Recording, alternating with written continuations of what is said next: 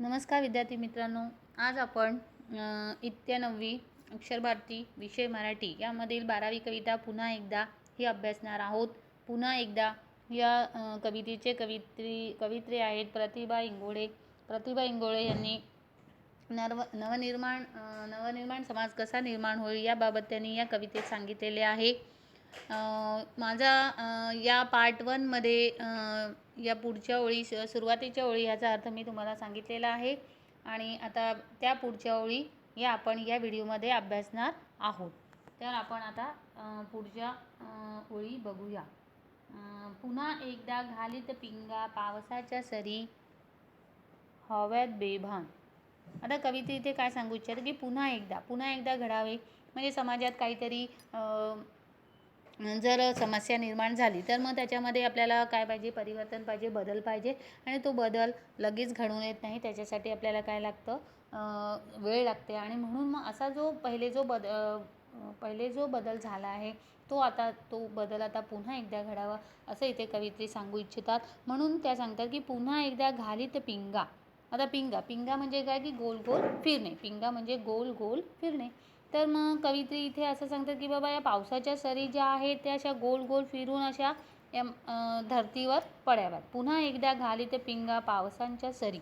असा पाऊस पडतो तेव्हा त्या पावसाच्या सरी झरझर रिमझिम होऊन अशा धरतीवर पडतात आणि मग कवित्री इथे सांगू इच्छिते की त्या अशा पिंगा घालून म्हणजे फेर धरून गोल गोल फिरून त्या खाली पडाव्यात आणि मग जेणेकरून काय होईल की हव्यात बेभान। आणि फक्त त्यांनी पडायला नाही सांगितलं, ज्या पावसाच्या सरी जमिनीवर पडणार आहेत त्या कवित्री सांगतात की बाबा पडल्यानंतर त्या काय हव्यात, त्या सरी कशा हव्यात, बेभान हव्यात। आता बेभान म्हणजे काय की धुंद होणे, म्हणजे जर एखादं आपण कार्य केलं आणि त्या कार्यामध्ये आपण एकदम मग्न झालो, त्याच्यामध्ये एकमय झालो, एकरूप झालो, त्याला म्हणतात बेभान। जर तुम्ही अशा प्रकारे अभ्यास केला तर मग तुम्हाला नक्कीच ते समजेल, पण तसं व्हायला पाहिजे। तर मग कविते ते सांगतात की बाबा तुम्ही पावसाच्या ज्या सरी पडणार आहेत त्या कशा हव्यात, पडल्यानंतर जमिनीवर पडल्यानंतर आणि त्या पण पिंगा घालून गोल गोल फिरून फेर धरून जर पावसाच्या सरी खाली पडल्या आणि धरतीवर पडल्यानंतर त्या बेभान झाल्या म्हणजे सर्व आपलं भान हरपून धुंद होऊन एक रूपाने त्याला खाली कोसळतील आणि मग त्याचा परिणाम काय होईल, पुढे त्यांनी सांगितलं की मातीत माती व्हावी एक। आणि मग जर त्या अशा सरी पडतील बेभान होऊन धुंद होऊन पिंगा घालून फेर धरून तर मग काय होईल, त्यामुळे जी धरतीवरती जी माती आहे ती माती काय होईल, एकदम अशी ओळी होईल।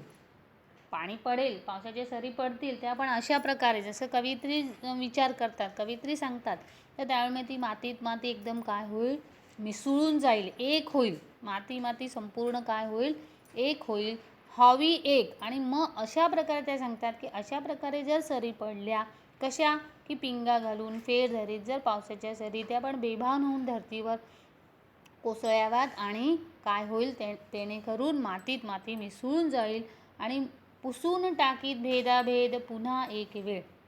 आणि मग त्यामुळे काय होईल, मातीत माती मिसळून जाईल तर ती काय होईल, ती एक होऊन जाईल, मातीत माती मिसळून जाईल। ती मातीची कुठची पण माती असेल या क्षेत्रातील त्या क्षेत्राची इकडची तिकडची त्या पावसाच्या सरीमुळे ती काय होईल, एकत्र होईल आणि पुसून टाकीत भेदाभेद पुन्हा एक वेळ।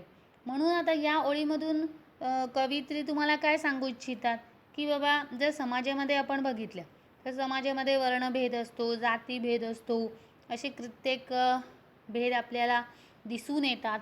तर हे जे भेद आहेत, हा जो फरक आहे तो मिटवण्यासाठी कवित्री या ओळीमध्ये तुम्हाला समजावून सांगत आहेत की त्याप्रमाणे मग माणसाने काय करावं की जसं या सरी पावसाच्या सरी जेव्हा धरतीवर पडतात बेभान धुंद होऊन पिंगा घालत, तशा प्रकारे माणसाने काय करावे, त्या बेभान धुंद होऊन सर्व लोकांशी एक रूपाने राहावे आणि मग ते काय होईल, जेणेकरून सर्व भेदाभेद वर्णभेद मिटून जाईल आणि फरक हा नष्ट होईल आणि सर्व माणसे एकत्र येतील आणि एकोप्याने प्रेमाने राहतील।